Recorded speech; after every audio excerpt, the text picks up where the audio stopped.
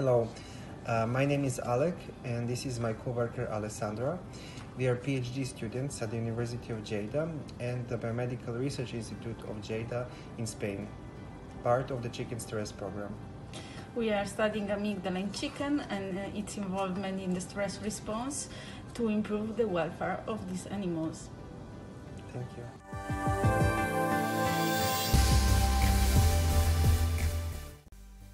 So, how can we tell if this animal is stressed when it cannot tell us? How can we prevent it from getting stressed in the first place? Or how can we make it more resilient to stress? One of the ways in which we can improve their welfare is by first understanding what happens in the brain during stress. Hi, my name is Karina Santiago Gonzalez, and my project is about understanding how the hippocampus, a part of the brain, regulates the termination of the stress response in chickens.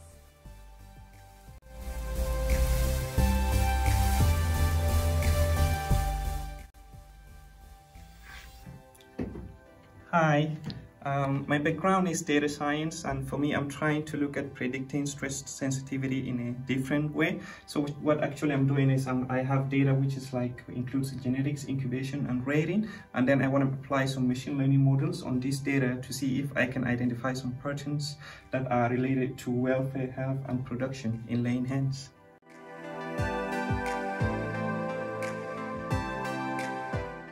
A group of chickens might respond to the same environmental conditions in different ways, and for some of them, these conditions might be potentially stressful. My particular research project is aimed at identifying genes that will help us understand the reasons why some chickens are more resilient than others to a stressful condition.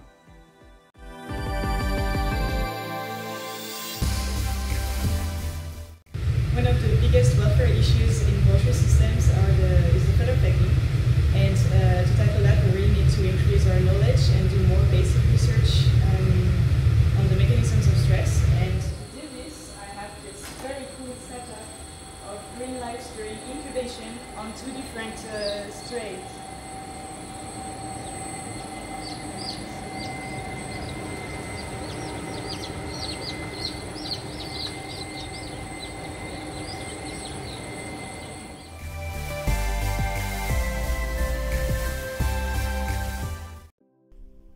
Now eggs are incubated and chicks are raised in the dark. This is a stressful environment for birds.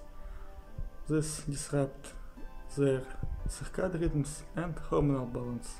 So our team suggests growing chickens with a light cycle, improve health and reduce stress of them.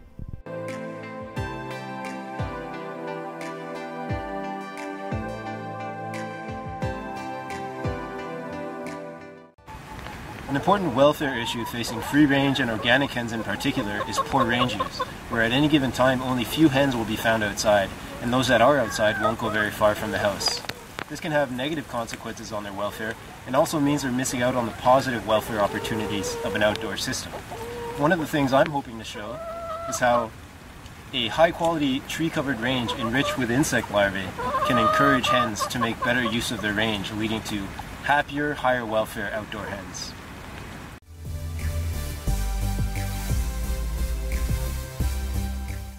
Hi, we are Chicken Stress ESS, Alex and Vivian, working at the University of Bern. A major laying hen welfare issue is the early environment. And one issue related to early life is the transport stress at 1 day of age and the related food and water deprivation. And my study aims to investigate whether newly developed on-farm hatching techniques can actually improve laying hen welfare, health, cognition and adaptability on the long term. As Vivian mentioned, the early life environment plays a huge role in the proper development of cognitive, skeletal and muscular properties of the hens. That helps in the proper navigation within the aviary. Through my PhD project, I aim to encourage earlier use of ramps, which is a beneficial structure that helps in the safer navigation within the aviary. And we think that this can lead to an improvement in the skeletal strength and also the spatial cognitive abilities of the birds.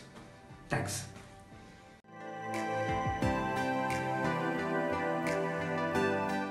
Real life environment plays an important role in the development of the hen, including in shaping the stress responsivity and the cognitive abilities. An inadequate matching between the rearing and the laying environment can induce strong stress responses and can lead to poor welfare.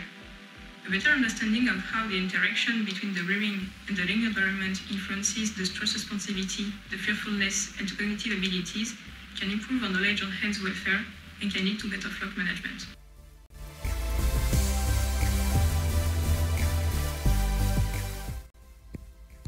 Welfare for me starts at the very basic level of the environment we put our animals into. This is the very basic social environment of a laying hen. In the commercial situation, however, in cage-free alternative housing, what we're aiming for in Europe at the moment, we put our hens in groups of thousands of animals. I'm investigating now, how does this affect a single hen? Is it negatively affected by this, or doesn't it have a problem with it at all? That's what I want to know.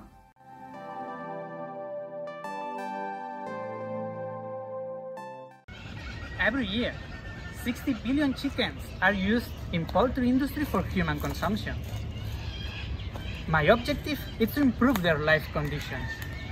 With that aim, I'm studying the effects of food enrichment and social group size on neuronal plasticity and stress. Welcome to the Zoological Garden.